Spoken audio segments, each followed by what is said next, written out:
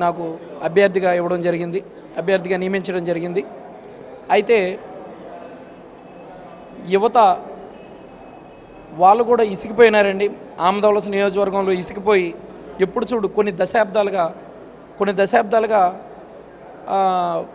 కుటుంబ పాలన, ఈ కుటుంబ పాలన నలిగి వాళ్ళకి ఎంతసేపు అక్కడ తీసుకొస్తే కొన్ని దశాబ్దాలుగా ఒకరు అదే ఎమ్మెల్యేగా ఉంటూ ఒక 40 సంవత్సరాలుగా మామూలు రాజకీయం. అయితే దీనికి విసికి మా నియోజకవర్గంలో ఆమదవలస నియోజకవర్గంలో దాదాపుగా యువత అనేక 80,000 మంది ఓటర్లు ఉన్నారు. ఈ 80,000 మంది ఓటర్లలో కూడా వ్యతిరేకతతో మన పార్టీలో ముందొచ్చి పనిచేయడం కానీ, వాళ్ళు మనకి ఏ ఊరు వెళ్ళినా సరే ఆ ఊర్లో ముందుకు తీసుకెళ్ళి మమ్మల్ని, అదేవిధంగా మహిళలు ఇంటింటికి వెళ్తే బొట్టు పెట్టి మమ్మల్ని ఆరతిచ్చి మీరు ముందుకు పదండి మీతో మేమున్నామని చెప్పేసి అక్క చెల్లెలు కానీ, అదేవిధంగా తల్లులు కానీ ఆ విధంగా మమ్మల్ని ముందుకు తీసుకెళ్ళడం మాకు ఒక పవన్ కళ్యాణ్ గారు ఇచ్చిన ఈ అవకాశాన్ని, అదేవిధంగా ప్రజలు చూస్తే మాకు ఈ విధంగా ముందుకు తీసుకెళ్లేదానికి ఒక కొత్తతనంగా ఫీల్ అయ్యాం. ఇలాంటి అవకాశం ఇచ్చిన పవన్ కళ్యాణ్ గారికి ఎప్పుడు కూడా రుణపడి ఉంటాం. రాజకీయాలకు మీరు కొత్త ఓటింగ్ పోల్ మేనేజ్మెంట్ అయితే బూత్ మేనేజ్మెంట్ అది ఏ విధంగా చేయగలిగారు? చేసేటప్పుడు కొంచెం కష్టం అనిపించింది, ఎలా అనిపించింది?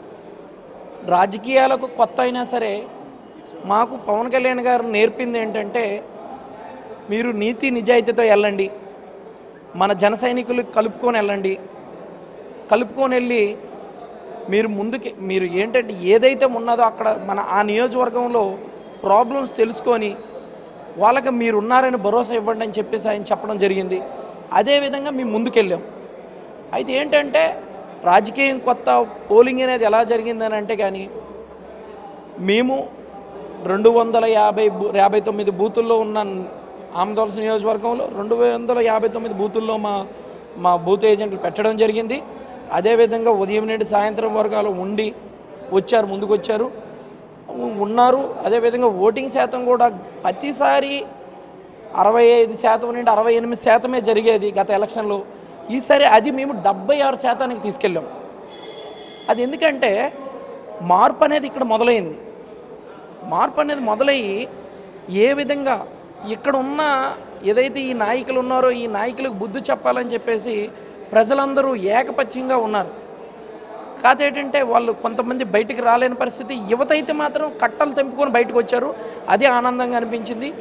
ఎటువంటి ఇది లేకపోయినా, ఒక రాజకీయ అనుభవం లేకపోయినా సరే పవన్ కళ్యాణ్ గారు ఉన్నారనే ధైర్యంతో అందరూ ముందుకు వచ్చారు. అదే ధైర్యంతో నాకు వీళ్ళందరూ ఉన్నారనే ధైర్యంతో నేను ముందుకెళ్ళాను. మామ అల్లుళ్ళు ఏదైతే రాజకీయం చేస్తున్నారో ఆ రాజకీయాన్ని మనం బట్టబయలు పెట్టి బయటికి చెప్పడం జరిగింది. వీళ్ళు ఈ విధంగా చేస్తున్నారు, మామ షుగర్ ఫ్యాక్టరీ పోగొడితే అల్లుడు వచ్చేసి మామకు నేనేం తక్కువ అని చెప్పేసి దూస్ ఫ్యాక్టరీ పోగొట్టాడు, మామ 15,000 మంది రైతులను రోడ్డును పాడేస్తే మీ అల్లుడు వచ్చేసి 5,000 మంది కార్మికులను రోడ్డును పాడేశాడని చెప్పడం జరిగింది. అంటే మేము ముందుకు చెప్పాము వాళ్ళందరికీ. ఏదైనా సరే ఒక కుటుంబంలోనే ఉండాల రాజకీయం అనే ఒక అల్లురు మామల రాజకీయాన్ని మనం ఈ కుటుంబంతోనే ఉండకూడదు, ఇది బయటకు తీసుకొద్దాం, మనం అందరం కలిసి కొట్టుకు వెళ్దామని చెప్పేసి మనం ప్రజల్లో మోటివేషన్ చేయడం జరిగింది. అదేవిధంగా ప్రజలు కూడా దానికి ముందుకు వచ్చి ఓటింగ్ శాతం కూడా 76% చేశారంటే ఇది ఖచ్చితంగా మీకు ఆల్రెడీ అర్థమవుతూనే ఉంటుంది. ప్రజలు కూడా చూస్తున్నారు మార్పు ఏ దిశగా వెళ్తున్నదని చెప్పేసి.